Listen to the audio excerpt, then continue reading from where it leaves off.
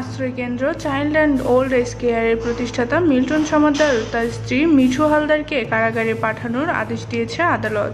মিরপুর থানায় করা একটি হত্যা চেষ্টার মামলায় তাদের কারাগারে পাঠানো হয়েছে। ঢাকার চিফ মেট্রোপলিটন ম্যাজিস্ট্রেট আদালত শনিবার এ আদেশ দেন। প্রথম আলোকে এ তথ্য নিশ্চিত করেছেন মিল্টন সমাদ্দারের আইনজীবী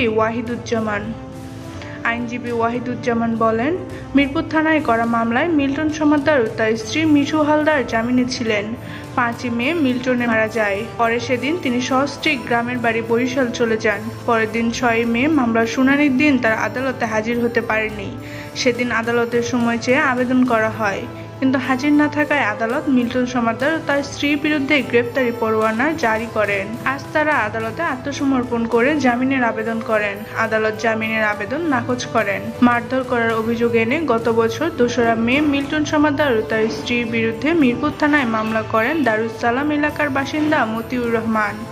মামলায় অভিযোগ করা হয়, মতিউর 3 বছর আগে মিরপুরের 1 নম্বরের দক্ষিণে বিশিলে মোতালেব হোসেনের নামে এক দৃষ্টি প্রতিবন্ধী বৃদ্ধকে রাস্তায় পড়ে থাকতে দেখেন। তিনি এ ব্যাপারে দারুস সালাম থানায় একটি সাধারণ ডায়েরি করে ওই ব্যক্তিকে সুচিকিৎসা ও দেখভাল করার জন্য মিল্টন সমাদ্দারের প্রতিষ্ঠানে দেন। পরে মতিউর রহমান খোঁজ নিয়ে জানতে পারেন মিল্টন সমাদ্দার ওই ব্যক্তিকে তার স্বজনদের কাছে দিয়ে দিয়েছেন।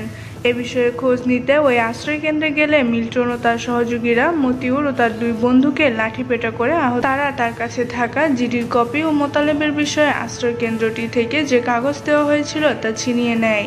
পাশাপাশি মিল্টন ও তার সহযোগীরা মতিউরদের মুঠোফোন থেকে মারধরের ভিডিও মুছে ফেলেন এবং সাদা কাগজে তাদের কাছ থেকে স্বাক্ষর নেন। প্রসঙ্গত, গত বছরের মে মাসে গ্রেফতার হয়েছিলেন মিল্টন সমাদ্দার। পরে তিনি জামিনে মুক্তি পান। জালিয়াতির মাধ্যমে চিকিৎসক সেজে মৃত্যু সনদ দেওয়া সহ নানা অভিযোগে তার বিরুদ্ধে একাধিক মামলা রয়েছে।